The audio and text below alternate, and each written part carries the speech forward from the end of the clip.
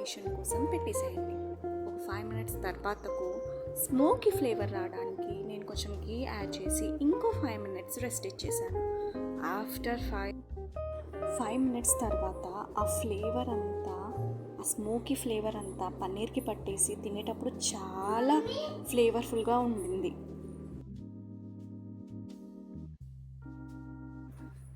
నాతో grill sticks ఏమో లేవు, సో ఇంకా చాప్ స్టిక్స్తో అడ్జస్ట్ అయిపోయా. ఇలా ఈ పన్నీర్ టిక్కా నేను ట్రై చేయడం ఇది ఫస్ట్ టైం. చూడాలి ఎలాగొస్తుందో ఏమో.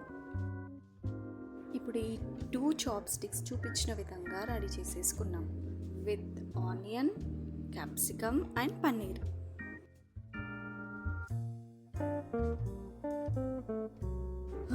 ఇప్పుడు ఇంకా ప్యాన్ పెట్టేసి దానికి బాగా బటర్ రాసేసి మనం రెడీ చేసి పెట్టుకున్న చాప్ స్టిక్ అందులో వేసేసి బాగా ఫ్రై